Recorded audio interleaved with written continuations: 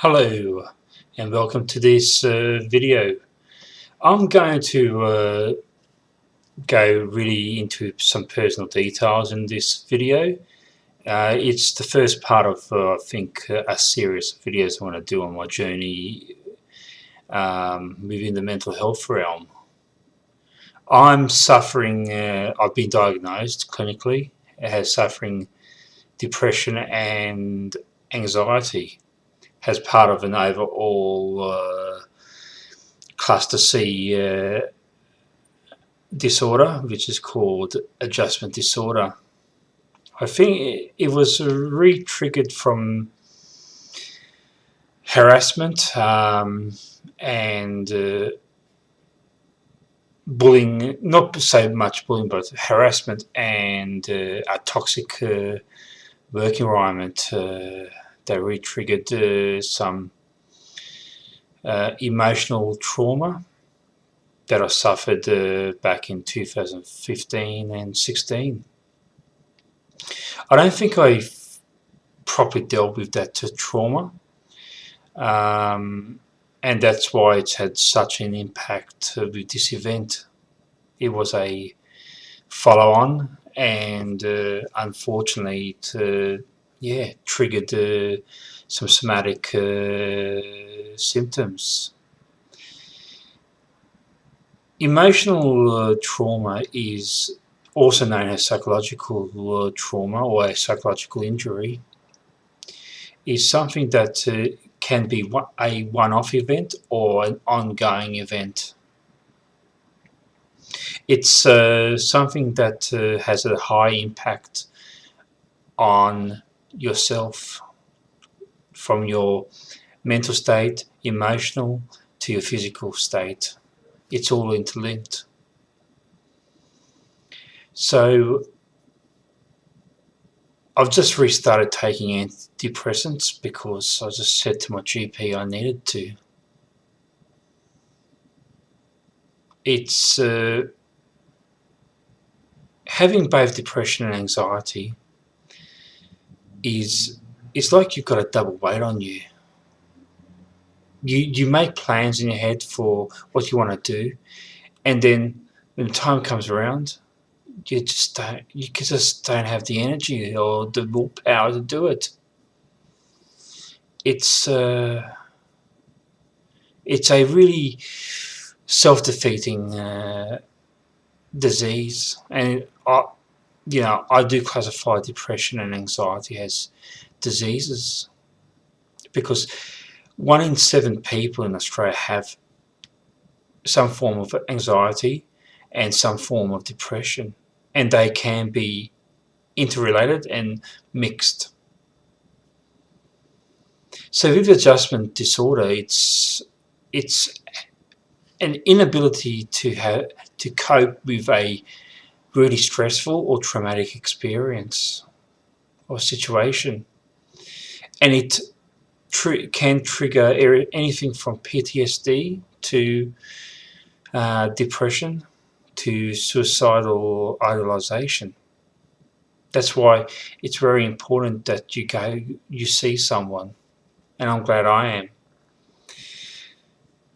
I'm on a mental health plan. I'm being seen by my GP, who is awesome, by a psychologist that is awesome, and it's going to take time, but I'm going to get there.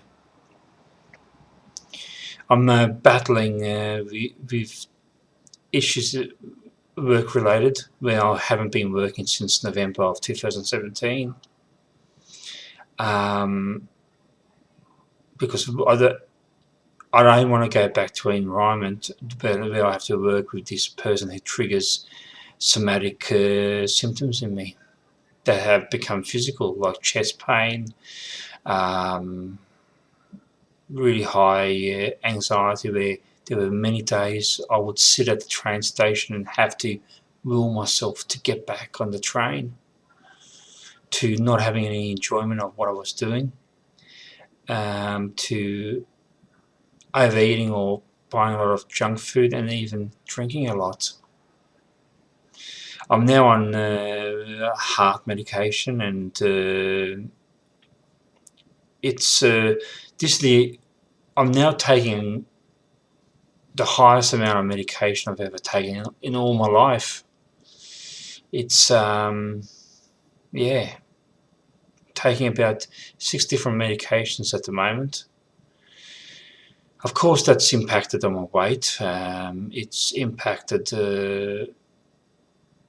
on my own self-worth, how I look at myself. So it's depression and anxiety affects everything. It just doesn't, affect your mental health. And there's a stigma out there that keeps people. They don't want to come out and say that they've got depression or anxiety because the stigma is that, oh, this person's just putting it on or something like that. That's definitely not the case. There's a lot of people there struggling out there in our society, and they're being left behind.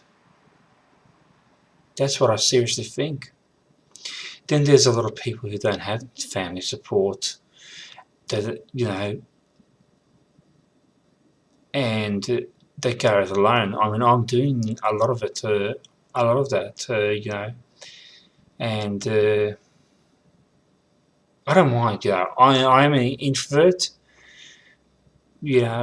but yeah, I mean, it would be nice, but I can't change the unchangeable. I'm working on myself, and that's all I can do.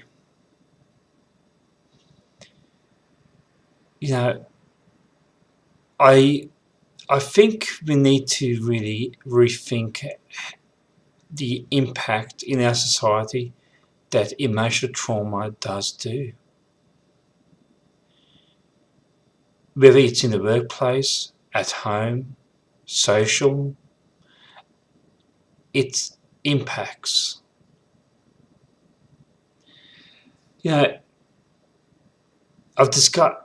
kind of explained in previous videos about my relationship with a narcissistic individual, and that's had its own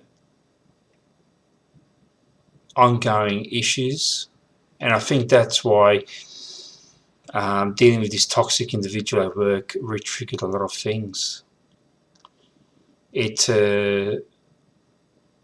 But at the same time, I'm taking this as a learning opportunity of just saying, okay, narcissists and cluster B personality disordered people are there in society. Now I need to find the best tools and best ways I can manage myself around them. Being a very empathetic and codependent and highly sensitive, it's extra struggle because I want to reach out and help people. But there's a lot of people who will take advantage of people like myself. So boundaries have to be set, and having respect for oneself, and that's all that I'm gonna achieve. I'm gonna be with this psychologist for a very long time, and I'm going to be doing some self-help courses,